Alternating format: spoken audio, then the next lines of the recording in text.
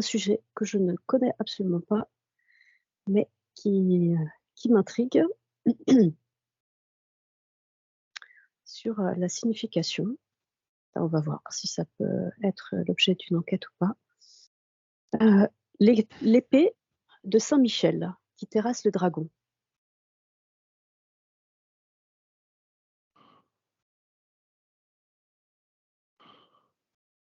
Vous voyez, peut-être, vous connaissez cette histoire. L'épée de saint Michel qui terrasse le dragon. Alors, il n'y a pas de temps défini, hein, Mmh. et il n'y a pas d'épée non plus. Il n'y a pas d'accord. Donc quelle est cette histoire du coup d'épée de saint Michel face au dragon? C'est l'épée de notre souveraineté. Alors déjà, est-ce que c'est une histoire inventée? Est-ce que c'est quelque chose de symbolique? C'est, à quoi ça correspond?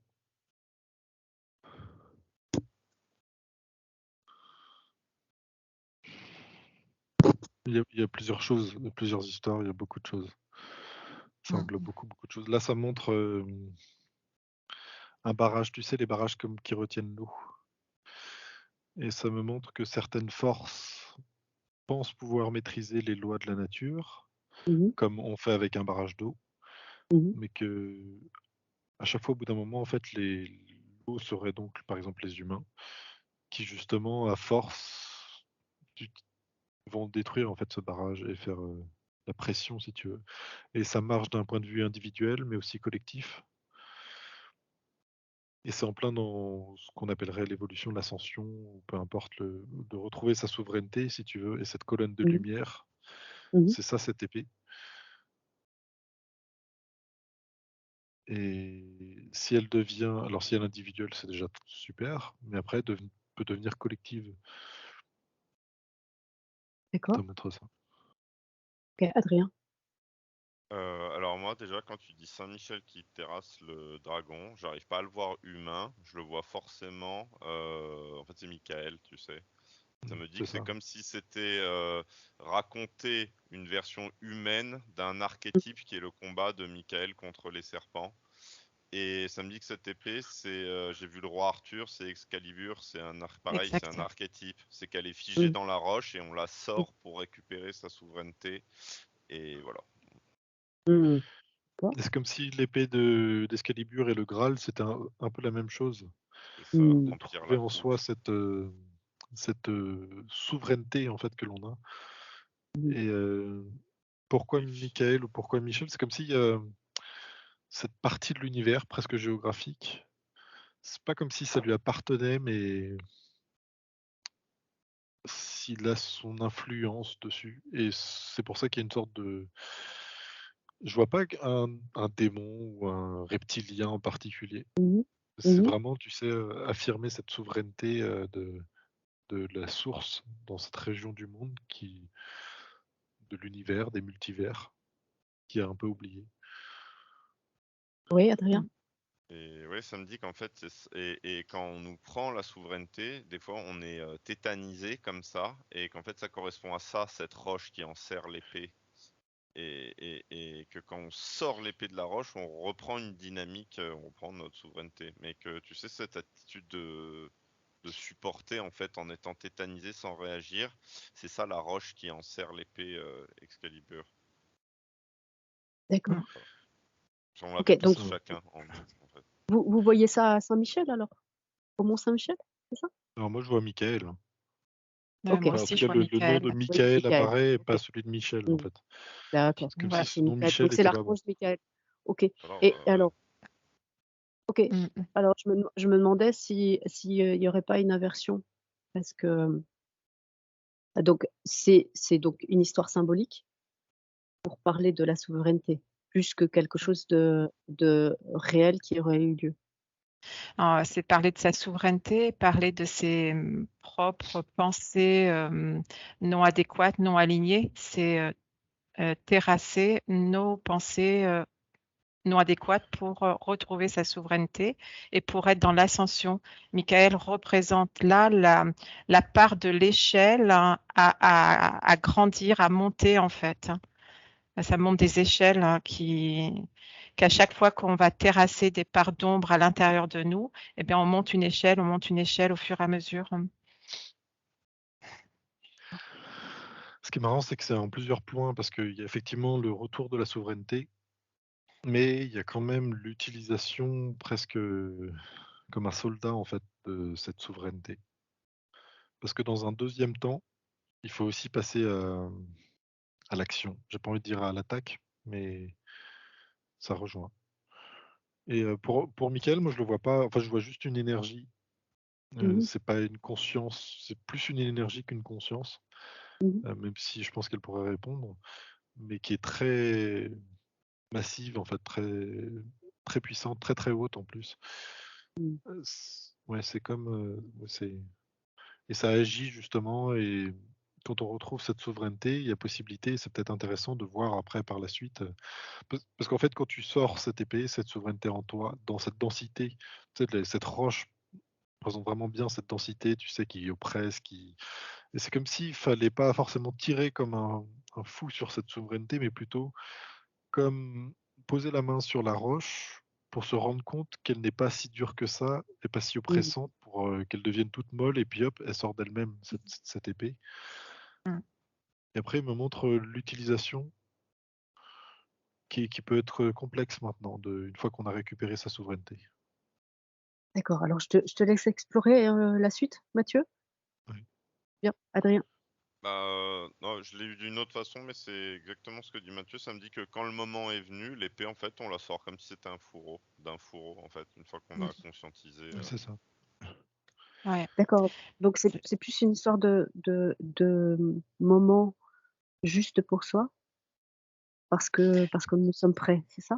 Bah, c'est comme si, ouais, c'est comme s'il y a des moments on est crispé, et du coup l'angle de sortie de l'épée du rocher, il est un petit peu décalé et du coup c'est impossible, comme c'est grippé.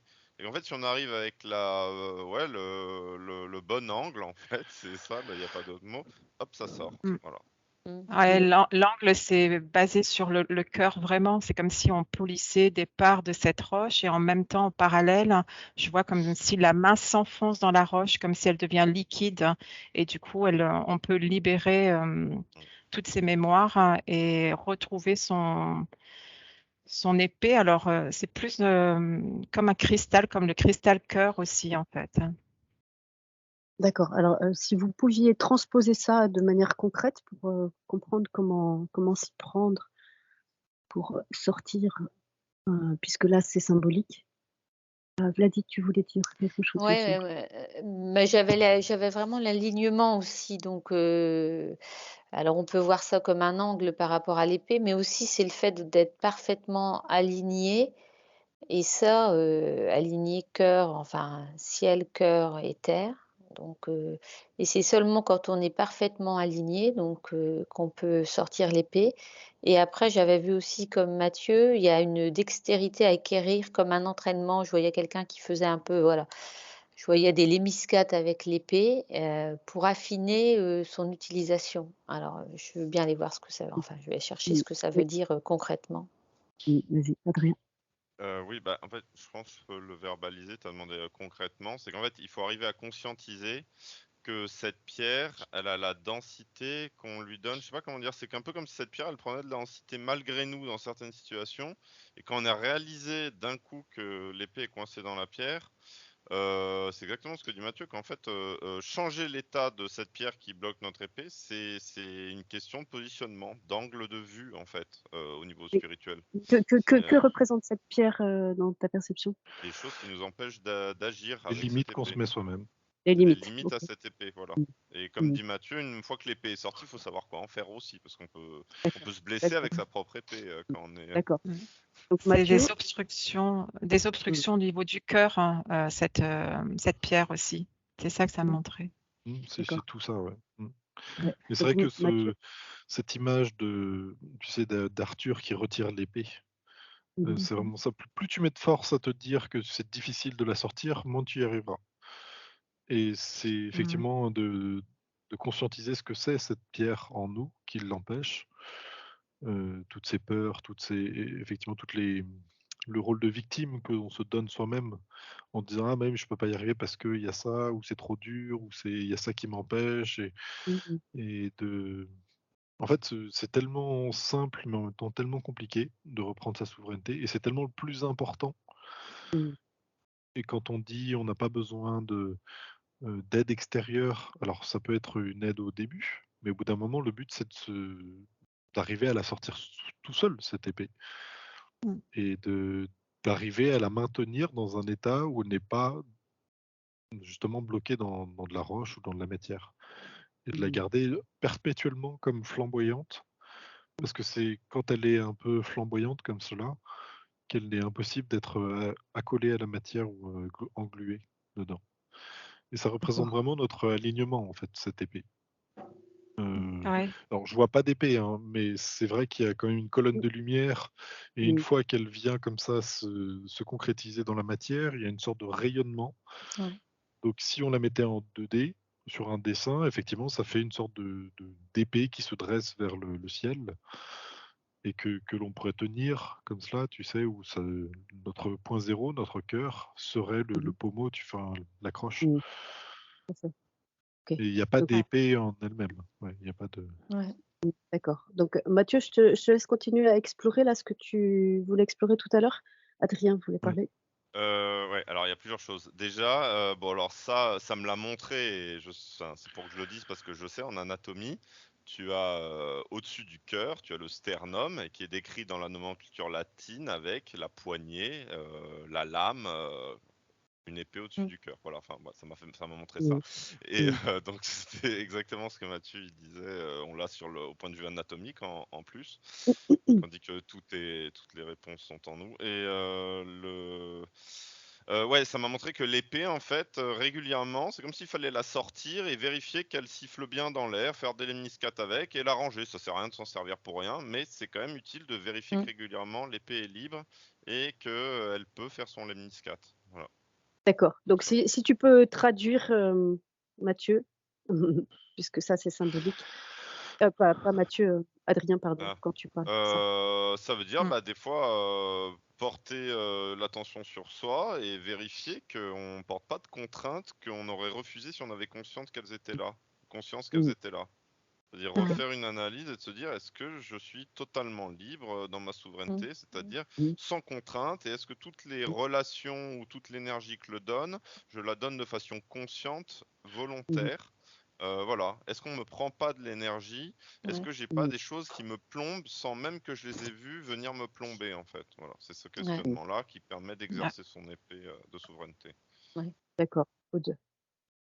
oui, je vois comme si on essayait de retirer cette épée comme l'épée dans la roche, mais qu'il y a une certaine force et une lutte vers l'extérieur, alors qu'en réalité, si on rentrait l'épée à l'intérieur, c'est là où le mouvement est dissous, c'est-à-dire qu'il n'y a pas la lutte et ça permet justement de faire une fusion à l'intérieur et de nettoyer par notre cœur pour après faire jaillir en fait ce qui doit jaillir de nous, notre lumière et du coup notre souveraineté en fait. Mmh. Mmh. Tu l'as dit?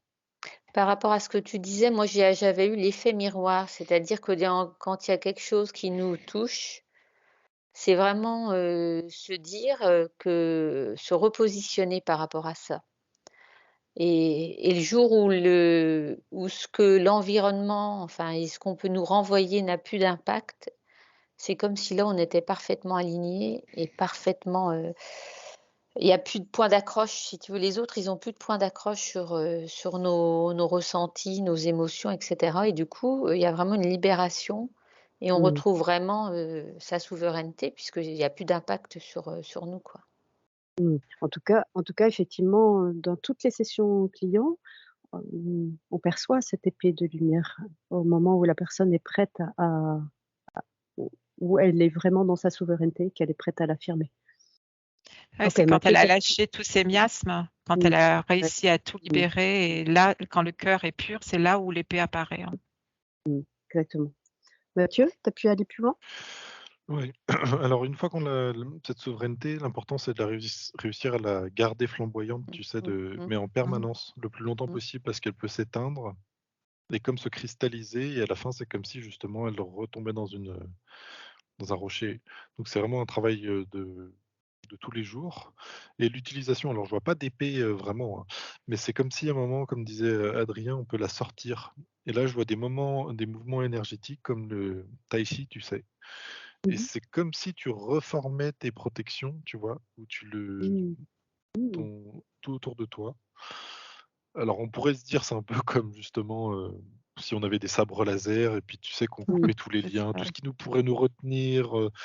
Mais je vois aussi le fait de la prendre et comme se dire à certains moments, la poser, tu sais, la planter dans le sol Mhm. pour montrer que son ancrage, si tu veux, et son alignement.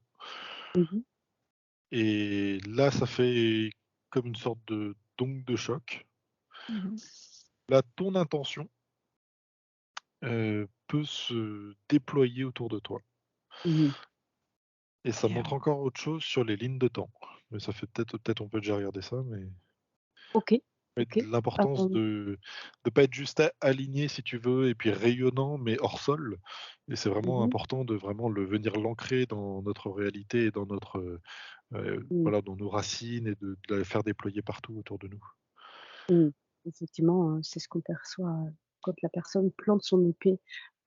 Alors, même si c'est symbolique et en même temps, c'est cet alignement tertiel qui se qui devient de plus en plus, mmh, comment on pourrait dire?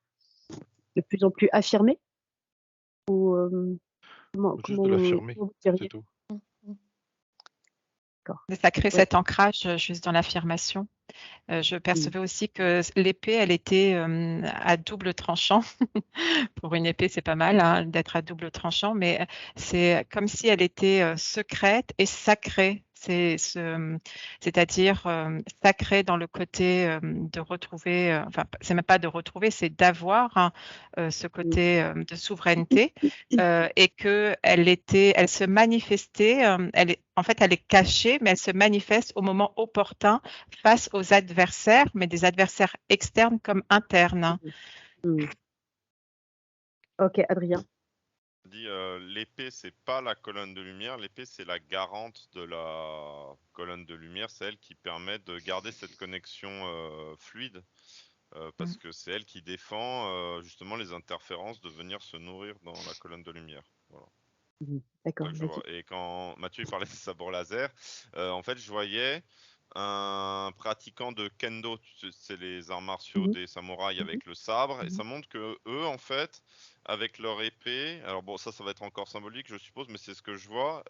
En fait, c'est pas qu'une conscience de son corps. Avec leur épée, ils maintiennent une sphère d'invulnérabilité autour d'eux parce qu'ils connaissent Mmh. parfaitement les gestes et pareil Mmh mh. que ce que disait Mathieu avec le Qigong tout ça. Mmh. Et si quelqu'un rentre dans cette sphère d'influence, ils peuvent le stopper en fait avant qu'il atteigne leur corps. Mmh. Et avec cette épée, on maintient autour de soi, c'est ça le truc de l'épée tournoyante et flamboyante, je pense, c'est qu'on Mmh. maintient une distance respectable autour de soi. Mmh. On D'accord. se garde un espace dégagé pour soi. Mais il faut Mmh. pas Lady? l'utiliser comme une épée justement à aller attaquer un peu le sombre que l'on pourrait trouver. Mais Mmh. c'est en fait, je vois dans une situation où j'étais moi-même dans un bureau administratif et je vois bon, je l'avais pas vu à l'époque, mais quelqu'un avec une entité. Et cette entité regarde justement cette souveraineté. Elle sait Mmh. qu'elle peut pas t'attaquer parce que comme si tu étais armé, si tu veux. Mhm. Et Mmh. le danger serait d'aller aider tout le monde, tu sais, parce que comme tu Mmh. t'épuises. Et au moment où tu vas justement ne plus briller, comme s'il y avait plus de piles dans ton sabre laser, et ben c'est là où tu peux être C'est là vulnérable où et que c'est ça. ouais. Mmh. C'est Mmh. vraiment en fait, comme si ça pulsait de la lumière tout autour de toi et elles ne peuvent même plus accéder et t'embêter, toutes ces mauvaises intentions. OK, Lady? Alors, j'ai vu ça aussi, mais c'est comme si la difficulté, justement, c'était, il y a ce qu'on vit physiquement et les attaques verbales et tout ce enfin bon, tout ce qu'on vit au quotidien. Et puis, il y a le niveau éthérique. C'est comme si aussi il fallait harmoniser ce qu'on vit en tant qu'être incarné, ce qu'on vit au niveau éthérique avec notre épée, notre colonne de lumière. Et c'est ça aussi la difficulté, de trouver le bon tempo, la bonne reliance entre les deux, c'est-à-dire que prendre le temps pour visualiser cette épée, cette colonne de lumière, etc. Mais aussi après, faut l'intégrer dans le quotidien. Et c'est des fois là la difficulté. Mhm. Adrien. Et alors, ça me montre une entité. En fait, elle voit que quelqu'un, son épée, par exemple, c'est comme si elle savait qu'un tel, s'il y avait du gel dans son fourreau, il peut pas sortir son épée. Un tel, c'est de la rouille, un tel, c'est un truc.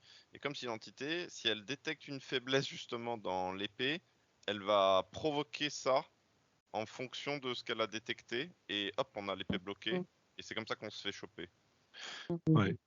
Mais Ok, des fois, c'est Mathieu. très physique, hein. Mm. Là, j'ai vu tout de suite, c'est quelqu'un, comme si une de ses faiblesses, c'était par exemple la consommation d'alcool excessive, qui l'emmène dans un état où il n'est plus vraiment souverain de lui-même. Mm. Et là, il est décalé avec ses corps et il y a possibilité de l'embêter. Et Mhm. en plus, après, il va entretenir le comportement pour que ça se maintienne. Ouais, D'accord. Mm. Donc, du coup, il y a une sorte de cohérence avec soi-même à trouver, et puis un alignement qu'il faut essayer de l'avoir le plus souvent possible, voire en permanence. Et là, c'est parfait. ok. Alors, est-ce qu'on peut approfondir cette histoire d'alignement? Qu'est-ce que ça signifie concrètement et comment? Bah, ça veut dire que c'est projeté dans le physique tout ce qu'on vit dans l'éther. Enfin, moi, c'est ce qui arrive là. C'est-à-dire que bah, ça revient aussi à ce que dit Mathieu, c'est-à-dire que tu sais tes points faibles aussi, et après, il faut essayer de les travailler dans le physique, ces points faibles. Mais par contre, projeter, ça matche pas, hein. Ça m'a dit Oui, enfin, ressentir dans le physique. ressentir, voilà, mais faire le lien entre. Projection, je sais. Ouais. Le Ouais, ça transposer, part. tu voulais dire. Oui, Projection, c'est justement c'est quelque chose qui est, tu sais, c'est un décalage. ouais. C'est Mm. ressentir dans le physique ce qui se passe dans l'éther. Je voyais un alignement entre ces distorsions et ces vertus, comme si justement on savait qu'on avait des points de faiblesse que j'appelle distorsions, hein, et que la souveraineté, c'est justement d'observer ça et au fur et à mesure de notre évolution, de s'améliorer sur ces points de distorsion et de s'équilibrer après avec les vertus. Ça montrait les deux phases, hein. Ok, donc l'histoire de terrasser le dragon, c'est symbolique de plutôt C'est interne, hein. C'est pas à Ouais. c'est interne. l'extérieur, en Voilà, fait. c'est Il n'y interne. a personne à aller attaquer. Mm, mm. Tout à fait. En fait, il faut Et juste être la personne que l'on est vraiment. Mais c'est difficile de sonder intérieurement ce que l'on est vraiment, nos aspirations, et puis de les faire combiner avec dans notre société, où des fois nos aspirations les plus profondes ne sont pas valorisées. Donc imaginons quelqu'un, au plus profond d'elle, elle sent qu'elle doit être dans la nature et puis juste jardiner, ou alors juste être exploitant agricole. Et ben peut-être que en faisant un autre travail, on gagnera plus d'argent et que ce sera moins difficile. Mais il y a une cohérence qui n'est pas trouvée. Et pareil avec le regard des autres, avec voilà, toutes les choses que l'on est vraiment au plus profondément de soi. Ok, Adrien. Ouais, Ah, quand tu as dit ah c'est en nous et tout, et en fait c'est un combat interne, c'est notre souveraineté contre nos démons qui nous entravent, mais ça montre que c'est une fractale et que à grande échelle, bah Michael il se bat contre les serpents, quoi, tu vois. Enfin on l'a en nous, et le combat qu'on mène chacun individuellement, ça forme un effort collectif. Ok. ouais.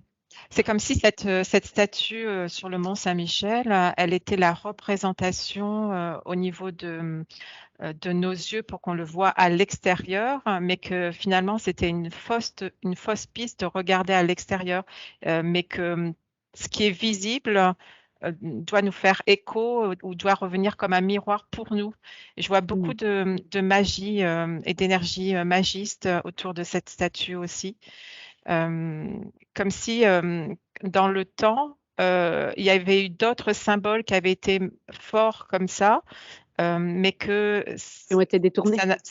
voilà, ça n'avait pas été pris en compte de la bonne façon et qui ont été détournés par d'autres. Je vois comme des protections dans les terres autour qui fait que seules certaines personnes peuvent vraiment aller au cœur et voir ce qu'il y a. Il y a comme quelque chose là-dessous aussi. C'est un travail profondément personnel. Mm. C'est-à-dire que le problème aussi, c'est que si on a cette épée, on a réussi, on est tout content, on voudrait aider les autres, mais ça les dessert plus que ça les aide. Il faut juste comme la faire briller pour que certains se rendent compte, bah tiens, pourquoi moi je l'ai pas moi, et qui cherchent en eux comment la réallumer, comment la faire briller, s'aligner, tout cela. Et Oui, c'est ça. c'est marrant parce que c'est un peu multidimensionnel justement ce fonctionnement. Et c'est pour ça que des êtres qui sont sur d'autres plans, qui voient notre situation, ne vont nous aider que si on a besoin d'aide et si on a vraiment envie ils vont pas venir interagir si tu veux, parce que eux ont comme s'ils avaient des outils qu'ils ne peuvent pas utiliser sur nous. Autrement, ça va pas vraiment nous aider. En gros, des êtres qui seraient dans des vaisseaux ne vont pas intervenir directement sur nous, tu vois, pour nous aider dans notre situation. C'est plutôt nous aider à trouver cette flamme intérieure et de la faire grandir. C'est ça. Sinon on prive les autres si on le fait, si on cherche à les sauver, on les prive de trouver leurs propres ressources, leurs propres forces. Alors ouais, Bah, eux, bon c'est un autre sujet, mais eux vont empêcher que d'autres interviennent avec des outils qui ne sont pas dans cette logique-là.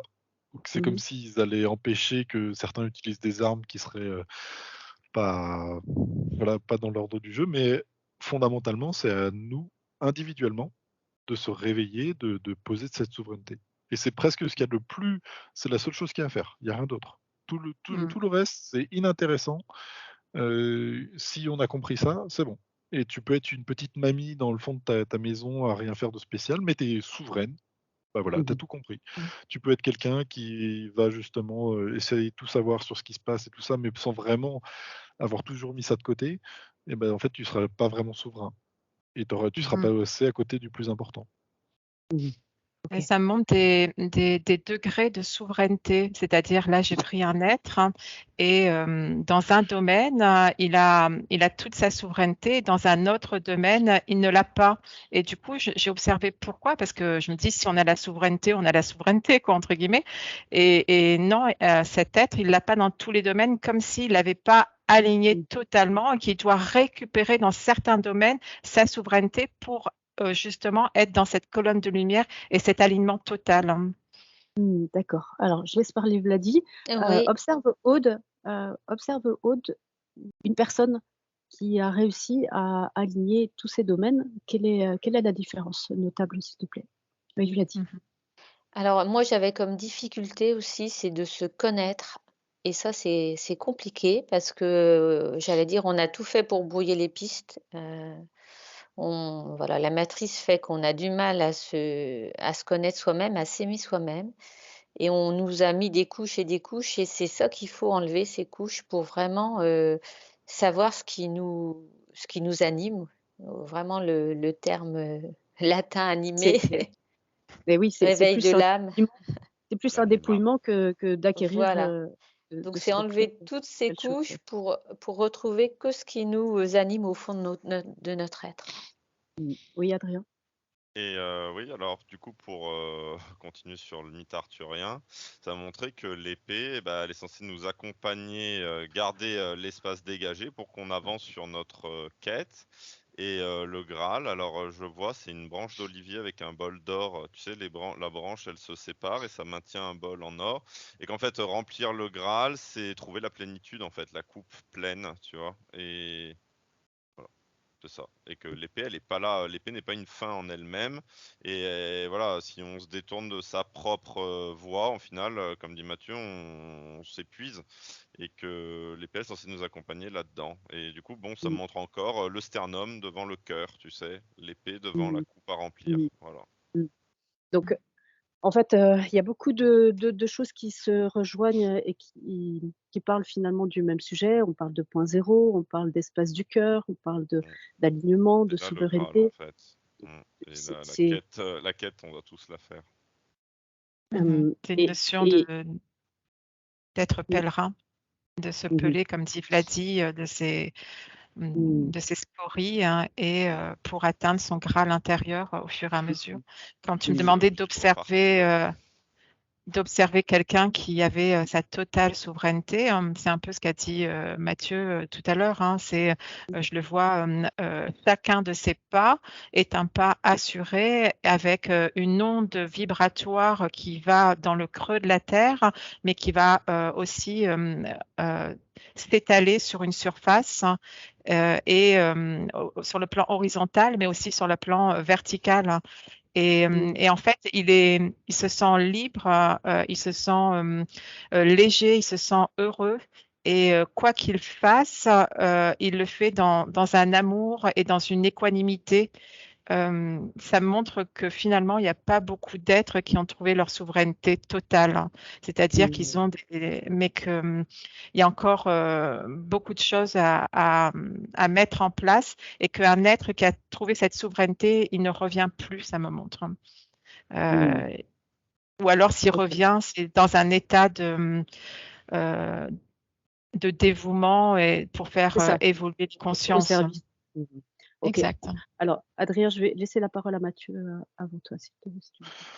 Mathieu. Tu as demandé juste un exemple de quelqu'un qui était dans sa souveraineté. J'ai vu quelqu'un qui était un homme et en temps de guerre.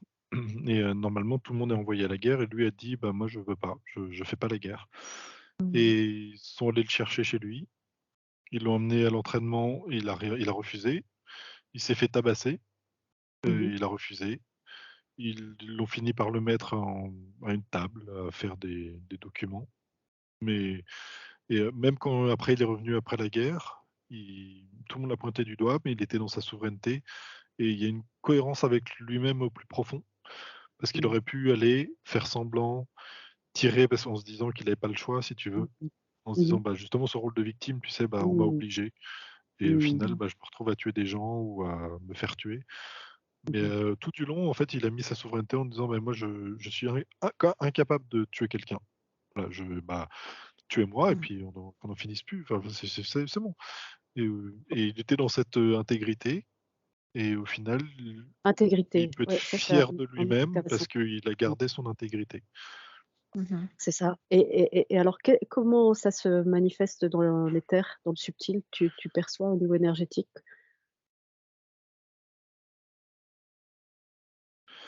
C'est toujours cette, C'est vraiment cet alignement de cette colonne cet de lumière, quoi. alignement, mais qui est vraiment pas Indéfectible, là, pour le coup. ouais, qui est vraiment très solide.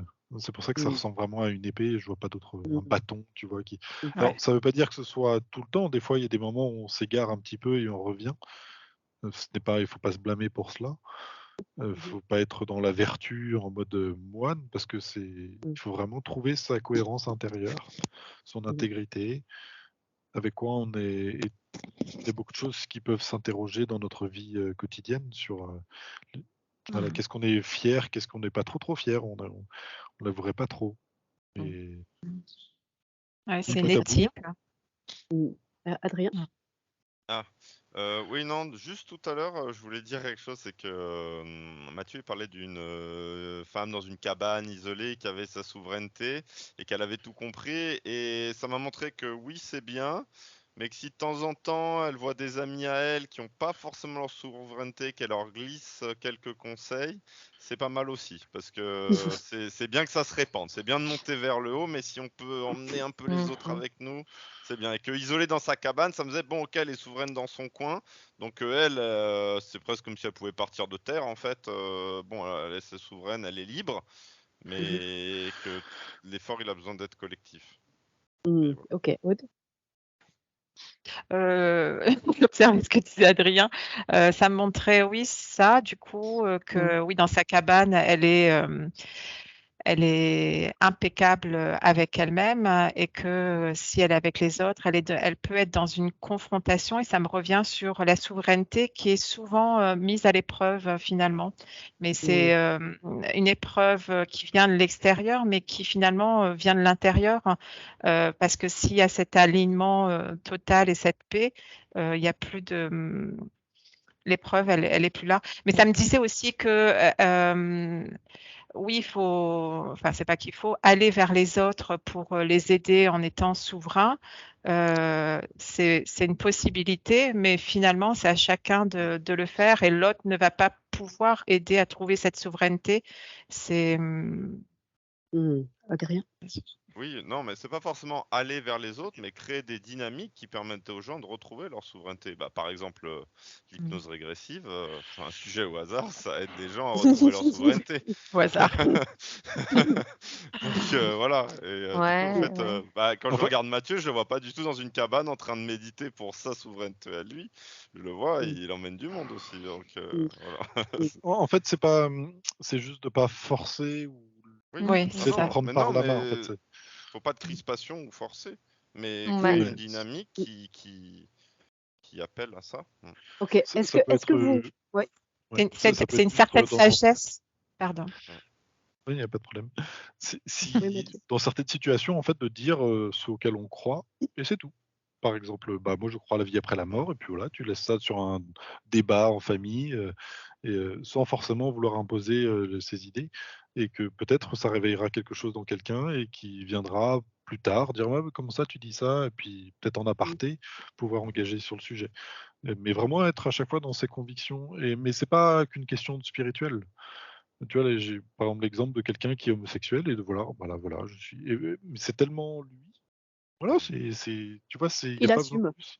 Voilà, Il affirme Il ses assume. choix. voilà. Et Il cette affirme Ouais. et il TP, assume. c'est genre, Mm. si t'es pas content, c'est ton problème. On n'est pas obligé d'être amis, du coup, si tu n'es pas content, et je trouverai d'autres amis, c'est pas un problème. Voilà.